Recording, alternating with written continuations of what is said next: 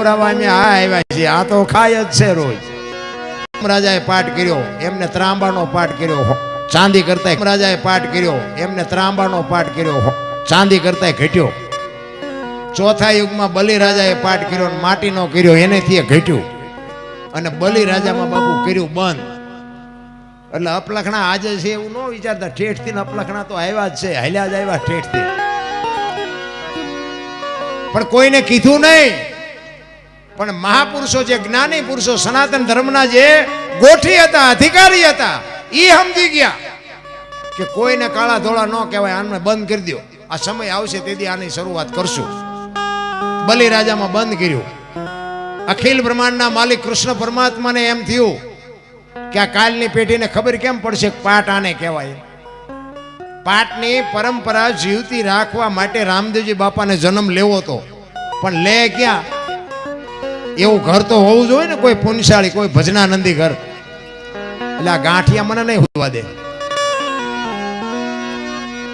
ગાંઠિયા ખવાય તો હું બંધ કરી દઉં.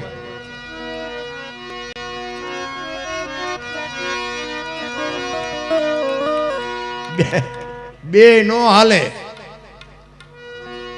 શેરડી રોટલો બે ભેગું ખવાય?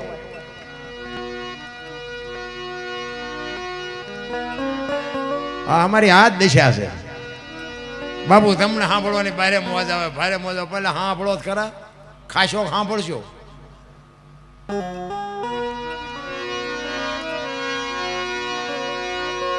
આ કેસેટ કપાઈ જાય, લો આ માથાકૂટ થાય.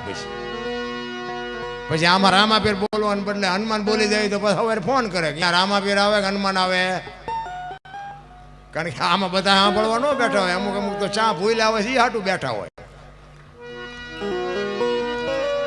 એ કૃષ્ણ પરમાત્માને એમ થયું કાલની પેઢીને ખબર કેમ પડશે પાઠ આને કહેવાય. પાઠની પરંપરા ચાલુ રાખવા માટે બાપુ જન્મ લેવાનો હતો, અને જન્મ લેવા માટે ઘર ગોતતો હતો, ને એમાં બાપુ અજમલ રાજાને દીકરાની ખોટ. અને પછી બધો આખો ઇતિહાસ જાણે છે દુનિયા. પણ એમાં પાછું એક વિચારવા જેવું છે. એક વાણી કહે છે ને કે અજમલ રાજા ભક્તિ કરે, દર પૂનમ દ્વારિકા જાય. હવે રણુજાથી દ્વારિકા થાય જેટલું, તેથી વાહન તો હતા નહીં, કેવી રીતે પગ થાય છે? તેથી બહુ તો ઘોડા ખાંટિયા હોય. હવે અહીંથી આપણે રણુજા જાય ને, અમારે અહીંયા સુમનગરથી રણુજા હાલીને જાય ને તો એમ કે 8 દી થયા, 10 દી થયા. તો હવે એથી ઓલપા જાજુ પાછું ઓલપા થાય દ્વારિકા, આઈને પર રણુજા એટલું થાય. તો ઘોડાને શું નકરો હાંક હાંક ને હાંક જ કરતા છે, કપડા બદલાવીને પાછા ઉપડી જતા છે. હા, વાણી એવું કહે છે દર પૂનમ દ્વારિકા. તો પૂનમ તો મહિને ને મહિને આવે, તો આટલા કિલોમીટર કેવી રીતે કાપતા છે? આ સમજવા માટે સદગુરુ જોવે. બહુ અટપટી બાબત છે રામ. અને ભજનમાં તમે બેઠા હોય ને, મેં હમણાં કીધું એમ તો તમને બાપુ દેહની દશા મટી જાય. તમે ક્યાં બેઠા છો એ તમને ખબર ન રહે. ભજનમાં આપણે જઈએ છીએ, પણ ભજન આપણામાં નથી બેહતું, એ માથાકૂટ છે. એક બેન હતા ને, ઘરવાળાને ક્યાંય બાજુના ગામમાં કથા બેઠી છે કે સાંભળવા જવું. એનો ઘરવાળો કે જા ને, હા સુધી નિરાય ગયા. બેન હાજે આવ્યા, એનો ઘરવાળો કે કથા સાંભળવા ગઈ હતી કે હા. બાપુ હું વાંચતા હતી કે માંડવા માંડવા માંડવા, કેટલા બધા માંડવા. એ કે પણ બાપુ હું વાંચતા હતી તો કે કેટલું બધું રાંધેલું, કે મોટા મોટા તેપેલા ને કેટલું માણા ખાય ને. એ કે પણ બાપુ હું વાંચતા હતી તો કે મોટા મોટા ટીરિયા ને મોટા મોટા ટીવી ને મોટા સગડોળ ને. એ કે પણ હું તને પૂછું છું બાપુ શું વાંચતા હતા? એ કે એટલા બધા માણામાં થોડું સંભળાય. નકરી બહાર બહાર જ રખડી. બાપુ આપણે એવું નથી લાગતું કે આપણે બહાર બહાર રખડતા એવું નથી લાગતું. બસ આવું જોવા જ જાય છે. માંડવો મોટો નાખ્યો, લાઈટો હારી મૂકી, જોઈ જોઈને હાલતા. અમારા ભજનમાં જઈને અહીંયા 2-3 પ્રકારના માણા આવે કે કલાકાર કેવું વાહન લઈને આવ્યા છે ને કેવા કપડાં પહેર્યા છે, આ જોઈ જોઈને વ્યા જાય. પછી બીજા હોય ને એ ઘડીક બેઠા હોય કે કોણ કેવું ગાય છે ને આવડા કેવું વગાડે છે, એ જોઈને વ્યા જાય. પછી જે બેઠા હોય ને એ ભજન વાળા હોય, મોડે સુધી જે બેઠા હોય ને એ ભજનના માલમી હોય. એમાં કોઈ ખડકે ન ઉગાડે એવા કોઈ કપાઈને બેઠા હોય, પણ ઝાઝા ભજન વાળા હોય. એટલે જ મહાપુરુષોએ કીધું છે બાપુ આ છે ને દોરંગી દુનિયાના કોઈ ધોખા ધરવાની જરૂર નથી. મહાપુરુષોએ લોઢાના શેણા ખાધા છે ને એટલે બાપુ આ દુનિયા ખાય, આ દુનિયાના ગાણા ગાવા પડે. નથી મફતમાં મળતા જેના મોલ ચૂકવવા પડતા, સંતોને સંતપણા નથી મફત. એમ નામ આ એની પેઢીઓ અમારી અહીંયા કોથળા નથી મોકલાવતી કે તમે અમારા બાપ દાદાના ગાણા ગાઓ છો તો આપ 10 મણ દાણા તમારા હાટું મોકલી. ના, એવું કઈ છે નહીં. પણ જિંદગી એવી જીવીને ગયા છે ને એટલે દુનિયાને બાપુ કેળો પાડીને ગયા છે કે આમ છે. ઈ રામદેવજીને કૃષ્ણ પરમાત્માને મળવા માટે અજમલ રાજા દ્વારકા જાય. સપનામાં ભોળાનાથને પ્રસન્ન કરીને ભોળાનાથે કીધું દ્વારકા જાઓ અને લાડુ લઈ જાજો ને દ્વારકા વાળાને લાડવા ખવડાવજો ને દ્વારકા વાળો તમારું દુઃખ ભાંગશે. એ લાડવા લઈને ગયા અને પૂનમે જઈને કે પ્રભુ તમારા આટલું લાડવા લાવ્યો છું, ખાઓ. લાડવા લાવ્યો છું, ખાઓ. હવે પાણાની મૂર્તિ તો કઈ ખાય નહીં. અહીંયા લાડવા મૂકીને આવતા રહ્યા. બીજી પૂનમે ગયા, બીજી પૂનમે ન ખાધા, આવતા રહ્યા. ત્રીજી પૂનમે ગયા ને બાપુ પછી શ્રદ્ધા ખૂટી રહી.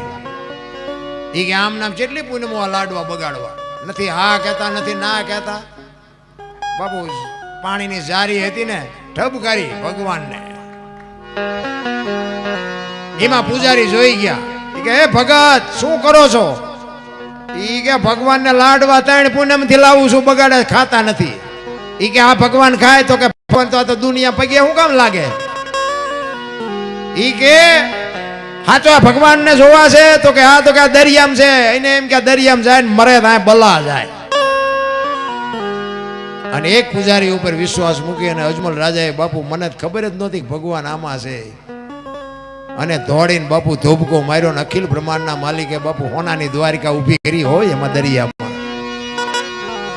અખિલ બ્રહ્માંડનો માલિક બાપુ હિંડોળા માથે બેઠો તો, માથે પાટા બાંધ્યા હતા. અજમલ રાજાને કે આવો ભગત આવો.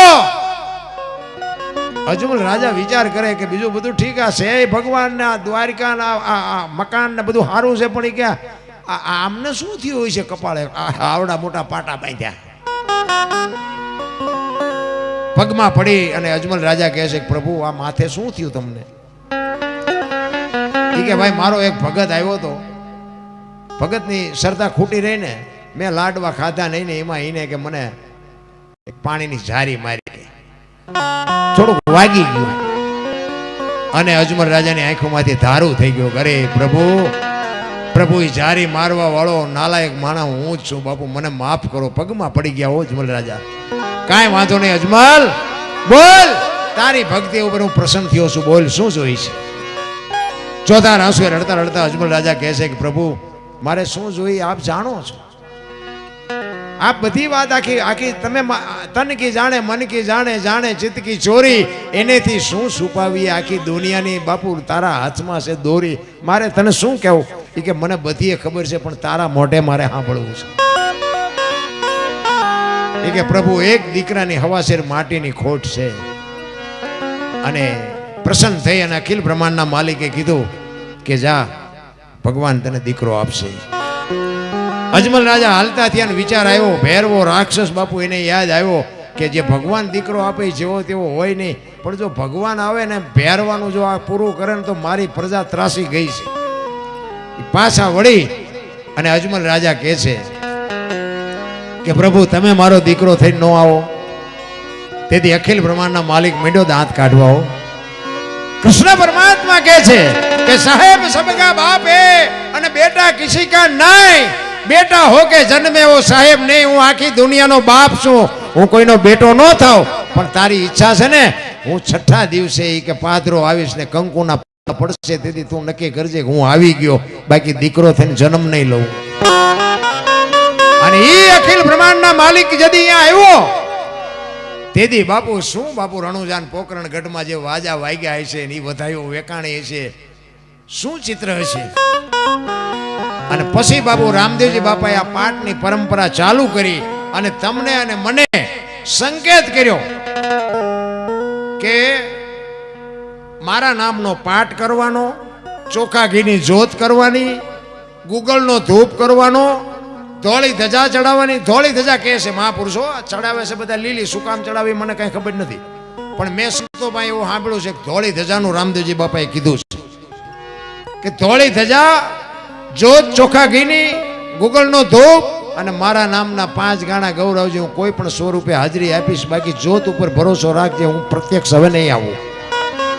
તમને ભરોસો હોય કે ન હોય, પણ મને ભરોસો છે કે હા, એ મારો બાપ બેઠો હોય ને બેઠો હોય. તમને વિશ્વાસ ન હોય એ તમારો પ્રશ્ન છે. મને તો બાપુ અહીંયા તો એક રામદેવજી બાપાનો પ્રસંગ છે અને હું એટલો પાવર કરું. બાકી હું ગમે એ જગ્યાએ ભજનમાં જાઉં ને તોય હું બાપુ, મને એવી તો અંદરથી બાપુ લાગણી થાય કે મારો રામદેવજી અહીંયા આવીને બેઠો હોય ને બેઠો. અને હું દિલથી જ કહું કે આ મારો રામદેવ જ બેઠો છે ને એ જ મને સાંભળે છે. દુનિયા શું મને સાંભળવાની હતી, દુનિયા શું મારા આંકડાય કાઢે. હું તો મારા વિડીયા તમે જોતા હોય ને તો એમાં હું કોઈથી બોલ્યો જ નથી. લાઈક કરજો ને કોમેન્ટ કરજો ને પૂછડું કરજો ને ઢોકળું કરજો ને, મારે એ કાંઈ જરૂરી નથી. અને 2 હાથવાળા કોમેન્ટ કરે એમાં ભૂખ ન ભાંગે. એ તો ઓલો 1000 હાથવાળો કોમેન્ટ કરે ને તેથી ભૂખ ભાંગે. 2 હાથવાળા હું દેતા હતા. અને મને તો બાપુ કોઈને નહીં આપ્યું હોય એટલું મને આપ્યું છે. હા, હું હાચવી ન કહું એટલું મારા ના. અત્યારે મેં હમણાં કીધું એમ, આ પહેરેલા હગા નહોતા થતા ને મારા હતા ને એ બાપુ આમ વ્યા જતા હતા. બોલ્યો હાલ્યો આવે છે 10-20 રૂપિયા માગશે. પણ અત્યારે બાપુ 4 હાથ ઠાકરના આપણી માથે છે ને બાપુ. હારા બધા પધારો બાપુ. શેમાંથી સીતારામ. આવા સંતોના ખોળામાં બાપુ, જય સિયારામ, જય સિયારામ. આવા સંતોના ખોળામાં બેહવા મળે, આથી બીજું શું રૂડું હોય ભલા. અને ઈ આકાશવાણી થઈને જે રામદેવજી બાપાએ એમના કુટુંબને કીધું ને કે હવે હું સૌરાષ્ટ્રમાં જઉં છું, એ પહેલું પીરાણું આપણું ગેબીનાથને પાળિયાદ. અને જેટલી જગ્યાએ બાપુ હરિહર હાલે છે ને અહીંયા બધે પીરના પંજા છે. પીરના પંજા અહીંયા મને વાત કરી કે અહીંયા અમારે ઓલું શું કહેવાય, સેવા અન્નક્ષેત્ર અહીંયા હાકે છે. ખરેખર ધન્યવાદ. રામદેવજી બાપુ બેઠો અહીંયા અન્નક્ષેત્રમાં કોઈ દી ઘટે જ નહીં. એક લખવું એ લખી લેજો. જ્યાં હરિહર હાલે છે અહીંયા બધે બાપુ પીરના પંજા છે. રૂપિયાના ઘર ભર્યા હોય ને તોય ન લાય. જો ને કોઈને પાવર હોય તો ખતરો કરવો હોય તો કરી જોજો. આ ટાટા બિરલા વાળા કયો તો ભલે, મોટા અંબાણી કયો તો ભલે, પૈસાનો પાર નથી. બાકી હરિહર નો હાલે. એ તો આઈને જ્યાં સહી કરી હોય ને અહીંયા જ હાલે, બાકી નો હાલે. હા, એને પીરાણું કહેવાય. પીરાણું એને કહેવાય. અને આ વાતની જયારે હરભુજીને બાપુ ખબર પડી ને, હરભુજી બાપુ પછી જે રોયા છે કે હા બાપ મને મળવા આવ્યો, મારું વચન એનું પાળવા હાટું થઈને મને આવ્યો, હું એને ઓળખી ન ગયો. હે મારા બાપ, મેં તારા પગ નો ઝાલ્યા, મેં તને બથ નો ભરી, હું તને ઓળખી ન ગયો. હવે મારે તને મળવું હોય તો શું કરવું પડે? આકાશવાણીથી આ મેં કીધું નહીં કીધું. એ કે જોત ઉપર ભરોસો રાખજો. જોત હશે ને ચોખ્ખા કે નહીં અહીંયા હું હસ્યું, બાકી પ્રત્યક્ષ હવે નહીં મળું. આ રામદેવજી બાપાના 100 મુખે બોલેલા શબ્દ. અને પછી બાપુ હરભુજી રામદેવજી બાપાને કહે છે કે અમારે હવે તને મળવું હોય તો શું કરવું પડે? રામદેવજી બાપા આકાશવાણીથી ના પાડે છે કે એ વાત ખોટી. અને વાત અત્યારે બાપુ આમાં દર્શન કરે એવા કોણ છે લ્યો? હે, આપણે જેટલા સોખા છીએ આપણને નથી ખબર. ઠીક છે, આવા સંતો જે છે એ ભજનાનંદી પુરુષો સીધી એની મોજ કરે છે, એની મસ્તી કરે છે. પણ આપણે તો પછી હાકડમાં આવો તેથી હનુમાન ચાલીસા ચાલુ કરો તો હનુમાનને ન ખબર હોય.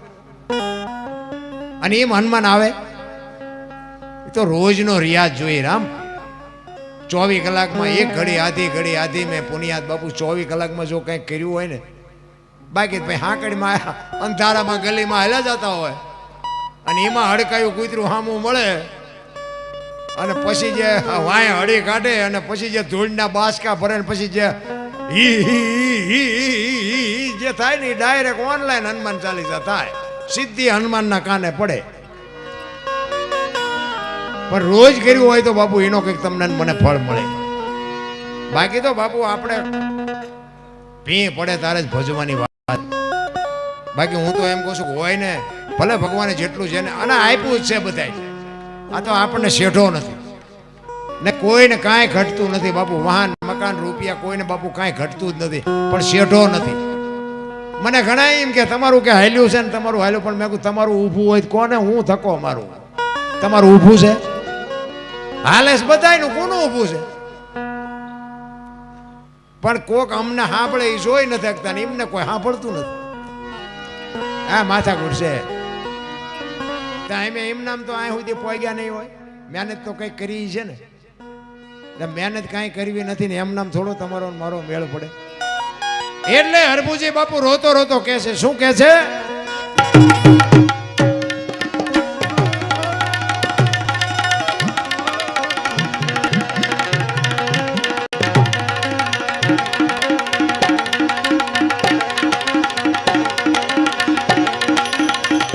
લીલુડે ચડીને રે એ જી મંડપમાં તમે પધારજો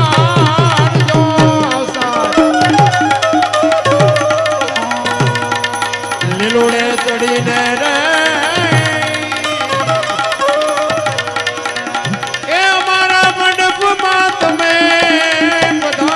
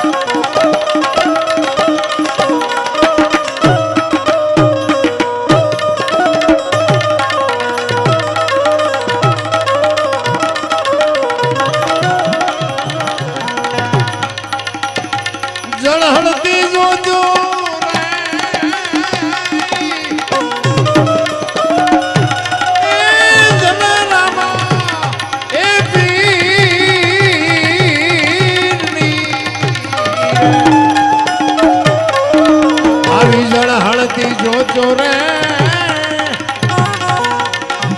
એ જી જલે રામા પીરની રે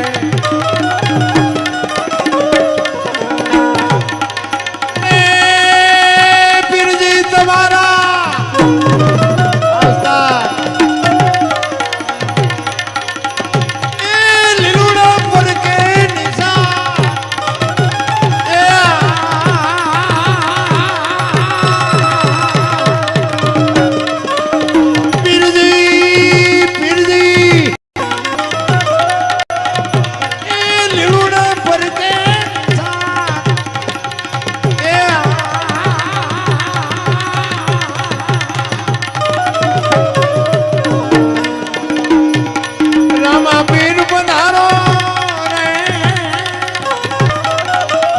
લીલોડા એ તણી ગો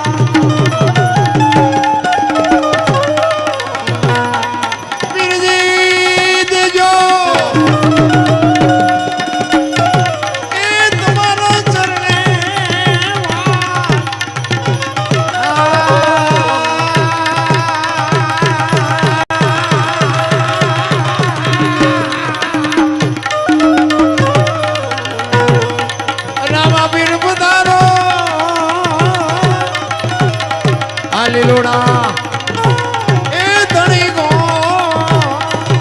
રામા પીર પધારો એ લીલોડા ગો એ લીલોડા ગો